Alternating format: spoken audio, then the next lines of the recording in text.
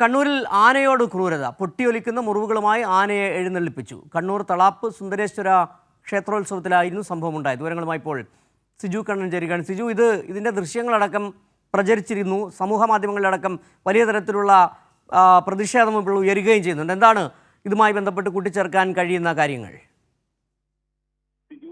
കണ്ണൂരിൽ തളാപ്പ് സുന്ദരേശ്വര ക്ഷേത്രത്തിൽ ഉത്സവത്തോടനുബന്ധിച്ചാണ് അവശനായ മുറിവുകളുള്ള ആനയെ എഴുന്നള്ളിപ്പിൽ പങ്കെടുപ്പിച്ചു എന്ന് പരാതി ഉയർന്നിരിക്കുന്നത്. ശരീരത്തിൽ പൊട്ടിയൊലിക്കുന്ന മുറിവുമായി 3 മണിക്കൂറിലേറെ ആനയെ എഴുന്നള്ളിപ്പിൽ പങ്കെടുപ്പിച്ചു എന്നാണ് ഇപ്പോൾ ആ പരാതി ഉയർന്നിരിക്കുന്നത്. തളാപ്പ് സുന്ദരേശ്വര ക്ഷേത്രോത്സവത്തിന് തുടക്കം കുറിച്ചുകൊണ്ടുള്ള എഴുന്നള്ളിപ്പിലാണ് മംഗലാംകുന്ന് ഗണേശൻ എന്ന ആനയെ എഴുന്നള്ളിപ്പിൽ പങ്കെടുപ്പിച്ചത്. കാലുകളിലും ശരീരത്തിലും ആനയ്ക്ക് മുറിവുകളുണ്ട്. മുറിവുകൾ ചിലത് പൊട്ടിയൊലിക്കുന്ന നിലയിലാണ്.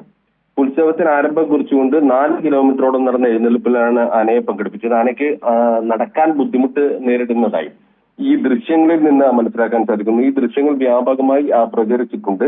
ആനയെ പരിപാലിക്കുന്നവർ ഇടയ്ക്കിടെ മുറിവിൽ മരുന്ന് എന്ന പേരിൽ മഞ്ഞൾ പൊടിയാണ് തേച്ച് പിടിപ്പിക്കുന്നത്. അതിനുശേഷമാണ് ആനയെ എഴുന്നള്ളിപ്പിൽ പങ്കെടുപ്പിച്ചുകൊണ്ടിരിക്കുന്നത്. സംഭവത്തിൽ വൈൽഡ് ലൈഫ് റെസ്ക്യൂറായ മനോജ് കാമനാട് എന്നയാൾ വനംവകുപ്പിന് നിലവിൽ പരാതി നൽകിയിട്ടുണ്ട്. ഈ ആനയെ ക്ഷേത്രോത്സവത്തിൽ എഴുന്നള്ളിപ്പിക്കുന്നതിന് വലിയ നിബന്ധനകളുണ്ട്. എഴുന്നള്ളിപ്പിന് 72 മണിക്കൂർ മുൻപ് ആനയെ പരിശോധിച്ച് ഫിറ്റ്നസ് സർട്ടിഫിക്കറ്റ് വാങ്ങണമെന്നാണ് നിയമം. അതോടൊപ്പം തന്നെ ആരോഗ്യ പ്രശ്നമുള്ള ആനയെ എഴുന്നള്ളിപ്പിന് ഉപയോഗിക്കരുത് എന്നിങ്ങനെ കർശന നിർദ്ദേശങ്ങളുണ്ട്. എന്നാൽ ഈ നിർദ്ദേശങ്ങൾ കൃത്യമായി പാലിച്ചില്ല എന്നാണ് മനസ്സിലാക്കാൻ സാധിക്കുന്നത്. ഏതായാലും വനംവകുപ്പുമായി ബന്ധപ്പെട്ട് തുടർ നടപടികൾ എടുക്കുമെന്നാണ് പ്രതീക്ഷിക്കുന്നത്. ഇപ്പോൾ ഇതിനകത്ത് ഈ ആന ഉടമ, ഒപ്പം തന്നെ ക്ഷേത്രോത്സവ ഭാരവാഹികൾ എല്ലാവർക്കും പ്രതിസ്ഥാനത്താണ് ഈ കേസിൽ.